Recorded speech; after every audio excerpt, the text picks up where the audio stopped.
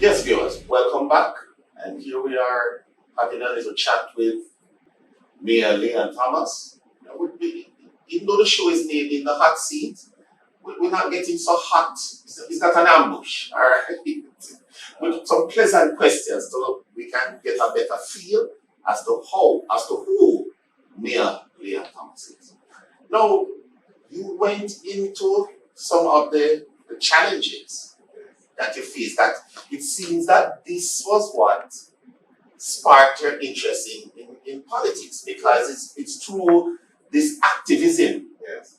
that you are able to really, if you don't stand up for yourself and you just sit down the whole time, then people run all over you. Right? I remember having another interview, but that in that interview, what you mentioned a while ago was mentioned. So it's good to know that you were the man on the ground Yes. getting certain things done. All right. So, well, I guess you answered two of my questions. When I was asking when I wanted to ask, my next question really would be, have you experienced any injustice? Wouldn't having to state your claim for these utilities that your community needs to have be an experience of injustice of sorts? Right. Because I've been experienced living in Portmore before, because I live in Portmore from 1983, Okay. and I live a few communities in Portmore, and now moving to my own home, I was making certain that all the utilities are there, because I know what it is. So we quickly form ourselves into an association and make certain that we lobby the government and the developer along the line of what they put on the development plan. Because oftentimes they put a whole lot of things on the development plan and the resident don't benefit from those. So we hold them to the task of everything that was there. Hence, The plan looked pretty, but when the time comes, then it is not here. the shall So change. after doing that, what happened? You have Morris Garrison, Big George, and Matt Oaks, and Trevor Gale, and all those big wigs in Portmore. Usually have like Citizens Association, and they were lobbying for Portmore because we were having serious traffic problem in Portmore at the time, and short and lack of infrastructures in Portmore. I was about 23 going 24 years old at the time. I was the youngest member of the Portmore Joint Citizens Association at the time. And they actually brought me under their wing and guided me. And I started to visit the joint and things like that. And lobbying wider for Portmore. Then George Lee came into the along with Colin Fagan, who was the secretary at the joint at the time. So getting involved at that stage and from a tender age, that what led me to get involved in the whole political thing.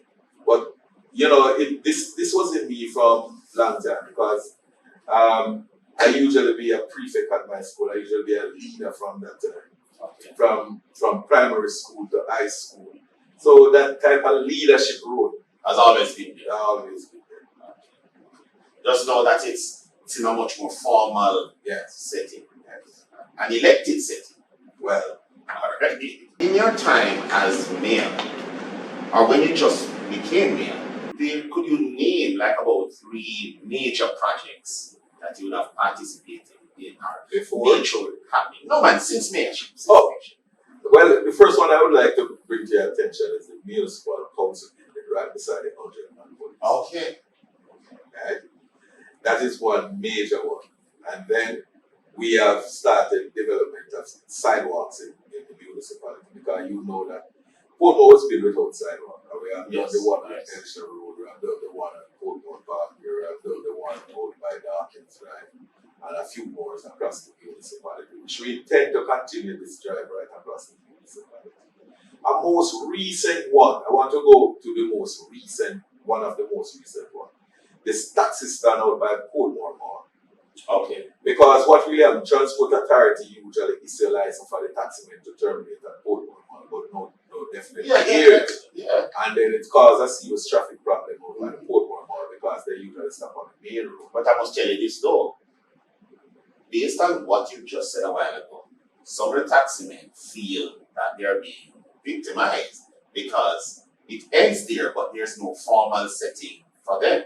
But I understand that you set up one recently. Yes, and that's what I'm saying, that the Transport Authority have done that, and it is an injustice to the taximen. Yes. Because the whole thing about it, when they go there, the police normally seize their car. So what we have done is to invite them to a meeting at the municipality. We have several meetings, and hence we develop a piece of land that we have close to Masterman Supermarket, where we have bathroom facilities, proper parking area, proper area that well lit, you know. But we still have another challenge with the taxi for some using it, some is not using it. In your life now, And I just want to say to you too, you mentioned about major projects. okay. The thing is that there are a lot more major projects that I have done since I asked you to. Well, you mentioned two, so I need a third. No, I mentioned 3. Mm-hmm. I mentioned the sidewalk, the building, and the taxi stand, which was the recent one.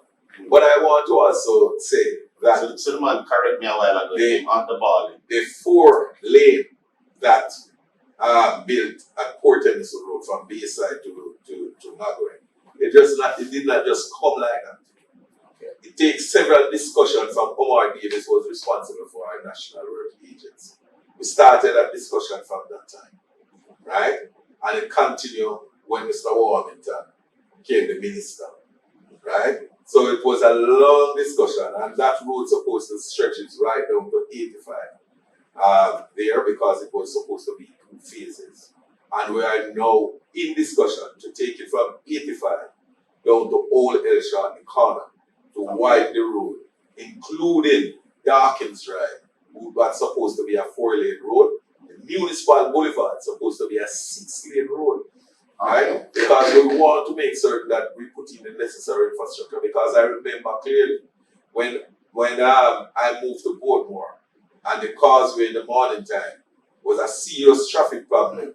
I get prosecuted twice for body protruding when I have to take the bus to go to Kingston to work. Because at that time, if you don't want to late, you have to hang off on the bus. If you don't get a seat in the bus to reach to Kingston.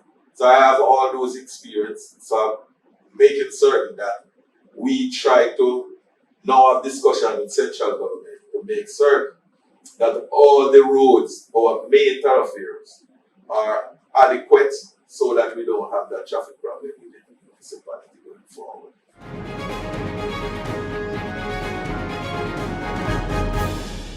Do you need? Hi viewers, my name is Ian Bennett and I'm the host of In the Hot Seat.